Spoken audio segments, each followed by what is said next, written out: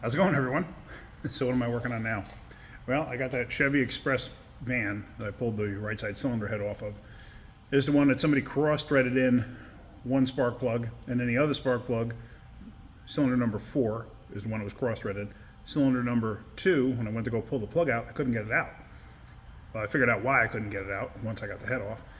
The shoulder of the socket fits inside like a recess in the head. It fits right inside. See that like little recess right there? The socket fits right in there. It's like a perfect fit.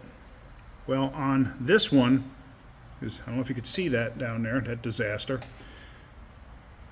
What happened was the socket was actually grabbing the shoulder or the wall right there, and as I was turning it, it was just jamming up. And I mean, I couldn't turn the ratchet. I got it to turn about a turn and a half, and then it just locked up. So I was like, you know what? At this point, I'm done. I'm gonna pull the head off. So I gotta see what's going on. So of course, didn't disappoint. Here we go, another situation of if you don't know what you're doing, don't do it. At least have some kind of common sense when it comes to stuff like this. And obviously this person didn't have any of that with any of the work that they did on this vehicle, because they messed this truck up. I'm hoping I could fix the threads in cylinder number 4 without having to put an insert in, but I may have to put an insert in. I don't know yet. Cylinder 2, however, let me flip this over, let me show you what I got.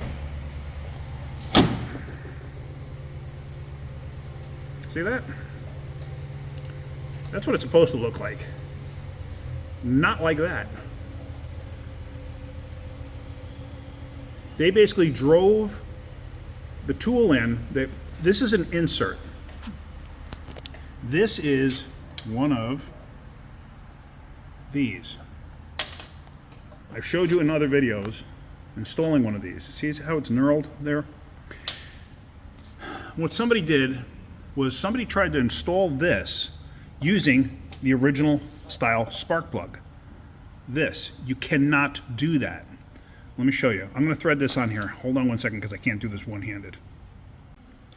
Okay, so there you go. There's the insert on the spark plug. Now these are a good fix for this situation. Now, but here's the problem. If you use the factory original spark plug, which uses a tapered seat, can you see the issue? The tapered, or the flange portion here, where this spark plug bottoms out, is actually narrower than this insert. So what stops this insert at this point? Like, this point is supposed to stop at the head, but what stops it? Nothing stops it. So basically what this person did when they installed that was they screwed this all the way down, basically until the socket disengaged from the spark plug. That's why that went down so far. What you need to do is you need a spark plug like this that's supposed to take a gasket. Now let me screw this on there and you'll see what I'm talking about. This is the one I always use. I have 2 of them just in case. But they're both pretty much the same. And you'll see there's anti-seize on there. The anti-seize is on there for a reason, so this way I can get the spark plug out without worrying about accidentally backing that out as it's setting up in place. Plus, once you get it out, you have to peen this thing over. That's what those knurls are for. I'll explain that in a second, too. Okay, there you go. There it is on one of those flat spark plugs. It has an actual flange. And this is supposed to have one of those crush gaskets. I cut the crush gasket off of there. But if you look, you see, now you have a stopping point. This thing will stop. It'll bottom out and not allow it to go fully on. Now this spark plug, in case you want to know, is a RC12LYC. Here's an NGK version in case you want. It doesn't matter because it's not a plug you're going to use. It's a ZFR5F11. Oh, I got a compressor on. Hang on one second. Okay, so now the trick is going to be getting that out of there. Hopefully, as you see, it actually splintered off some of the casting right there. I don't think it's going to make a difference, but as you can see, like on the valve, it wasn't very happy, and hopefully they didn't cut into the valve. I don't think they did. This thing actually didn't have a misfire on too. So hopefully they didn't do any damage. I looked at the piston, this piston and this piston, especially number 4 here. Look at how discolored the exhaust valve is compared to the others. This cylinder wasn't even firing because the spark plug was so far up in the hole. Like, you could look at these and you could see the threads, how far the spark plug was coming down. This one, look at that. Only a quarter of the way down. They just jammed it in there. Tell you what, that just aggravates the snot out of me. But anyway, the valve itself, everything looks okay. The top of the piston looks okay. Because I've seen people do this and actually jam a valve because the valve was open when they did this, or they've actually nicked the piston. I've seen that too. Now here's the kit that I used for this in particular. It's a kit that I've kept. The PN part number is 98141. This is from PlugSaver. Loctite makes a kit, not Loctite.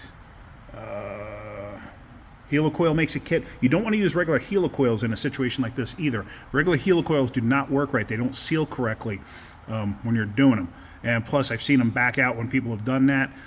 Don't use regular helicoils. Use something like this. Now, once something like this is set in place, obviously we're not going to do it with this spark plug, but once it's set in place, that's the thing. They make 3 different heights too. This spark plug would use this one. Obviously, if you have a shorter spark plug, you could use one of those. You can use this deeper spark plug to set it in place because it's still going to bottom out in the same point. So this spark plug comes in handy for all of them. Obviously, use the right thread depth according to the cylinder head that you're doing this on. Make sure the valves are closed. Make sure the piston is down so you don't accidentally catch it. Once this thing is set in place, you have this tool.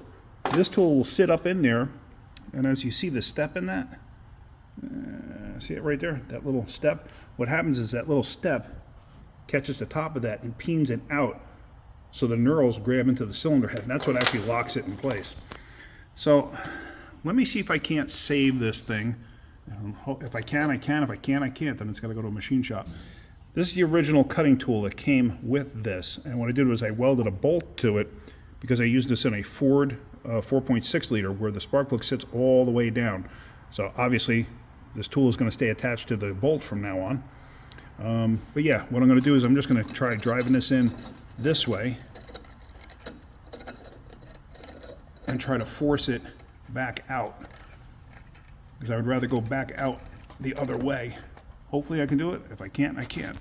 Then I'll have to figure something else out. Hopefully I don't damage the head. Hopefully I can save that. I'm going to try rethreading it first and see if I can't get a spark plug started in there. But yeah, let me go through all of that. I'm not going to walk you through every single step of this, but when I come to important stuff, I will show you. Okay, so the idea I came up with here was take one of those collars, one of those threaded inserts, put it onto one of those flat bottom spark plugs. This way it could bottom out and try to drive it through from the inside back out, and it started working. Oops. Hang on, dropping stuff. So, as you can see, it does turn. So now the only problem is you don't want to go so far and all of a sudden start threading this into that. So I'm going to get it as far in as I possibly can, and then I'm going to back it out, and I'll probably switch to the shorter one of these. This spark plug won't fit because it bottoms out into the cylinder head right there. I already did try it. So what I might do is actually grind one of these down, sacrifice one of these threaded inserts. This way it'll actually just fit through the hole. But let's see what happens. And there it is. All I wound up doing was I took a spark plug, one of the ones I took out, I broke it obviously, and then the very end I just chiseled off the electrode in that. You know, this portion here, the grounding strap, and basically I made it flat. This way I got it down inside there, and then I used the tap that I have, it's a spark plug tap, and I bottomed the two against each other, and then I used this to drive it out, and I drove it out from the inside out. So I'm not overly concerned about that, although let me make sure that's not a crack in there. I don't think it is. No, it's not a crack. So what I'm going to do is I'm going to get a new insert for that, but I'm also going to, on this one, I'm just going to take this tap, because this is actually a spark plug tap, and I'm going to drive it from the inside out and see if I can't save those threads, because if I can't save them, then it's going to have to get an insert also. And there it is, it's completely out. And just so you see, this is what I did with one of the spark plugs, just so I could make a stopper out of it. And so this is the correct repair, just it wasn't correctly done. So, all right, let me go and see if I can't clean up those threads first. That's the direction I'm going to go first, and then I'll worry about that one. And so there, the tap is going through. It's cutting its threads. And basically what I'm going to do is I'm just going to keep going straight in and have it basically show up on the other side and pull it through the other side. I'm not going to back it out of there. something like this, because I know the threads are good on this side, I basically started it, got in about three turns, 4 turns, and then it started getting a little tight because of the carbon that was on the threads, but it went in, and basically what I'm going to do now is, once this thing goes through, I'm just going to pull it through. But like I said, when you're doing something like this, just be careful, because obviously you're creating your own new threads, or you're cleaning up old threads like this, so you don't want to damage it if at all possible. I don't think I'm going to damage it. I think it'll turn out just fine. Okay, with the threads cleaned up, I took one of the old spark plugs, I put it back in the hole there, and it actually threaded in perfectly fine. The very beginning, like 1 or 2 threads was messed up, like it fit in kind of loose, but then all the rest of the threads, like you saw in there, like 3/4 of the threads, it grabbed in fine. But I had no problem starting it, and I had no problem getting it in, and it's tightened up perfectly fine. So I'm actually good with that. So now we're going to go on to fixing that other one. I'm going to obviously take the plug back out, but we're going to go on to fixing the other one and go from there. Okay, one quick thing I wanted to show you. If you look close, you can see where the thread, where the tool, this tool, not this one in particular, whoever cut these threads originally, it made threads all the way down there, because you got to remember, this tool has to go all the way in to cut all the threads. So once it cuts all the threads, this piece down here, basically the thickness of my thumb, is going to be sticking through. So if it's sticking through, you're right into the valve. So if the valve is hanging open while you're doing this, there you go, you just destroyed the valve. So just something to think about when you're doing something like this. All right, let's get that insert in there. Okay, so there we go, we're ready to put this in. This insert, like I said, make sure you use the right one to go along with the spark plug. Right depth, that is. I'm using thread locker red high temperature on the threads themselves. Make sure you don't get it on the spark plug. The spark plug itself does have anti-seize on it, so it'll help break free once I get this thing down in place. So I had blown that out with compressed air. So now basically all you're going to do is thread this in by hand.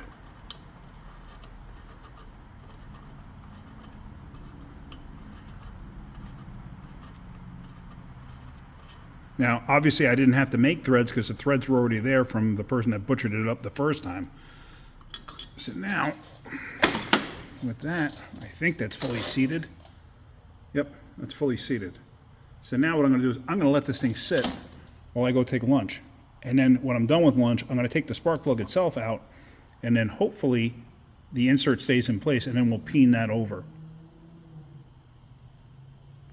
So now after sitting, I basically just unscrewed the spark plug, and you could see that the insert pretty much stayed right where it's supposed to stay.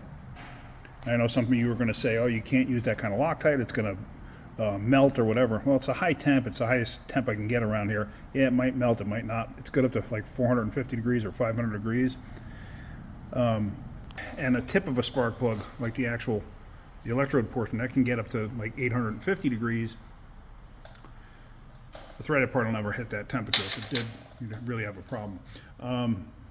But anyway, so let's get the striker down in there. This piece, we're going to insert this down in here, and all we're really going to do is strike that with a hammer a few times just to try to peen out the end. Let me just get my, sorry about that.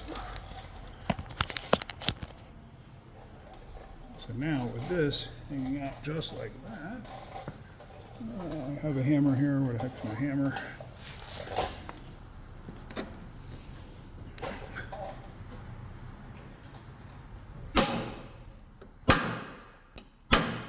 Now, did you hear how that went to a solid sound? That's because it peened out. The first hit was a dull hit. The second hit basically knurled it out.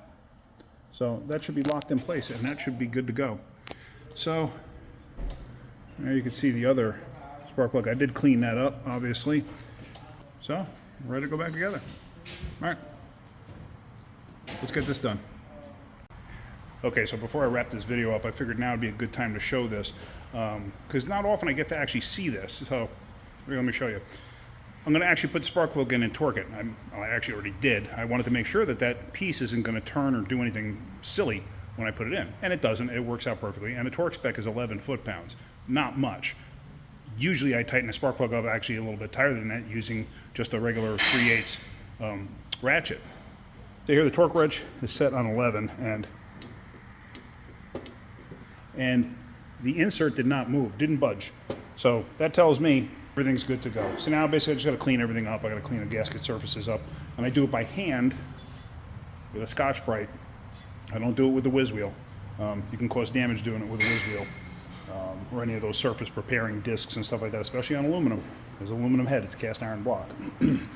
But I'm going to clean this all up and I'm going to assemble it. I'm not going to bother with a video on that. If something else crops up, then I'll make a video. But that's about it. All right, guys. Hopefully you got something on my video. If you did, hit that like button. If you could, please subscribe. All right, have a great day. Keep wrenching.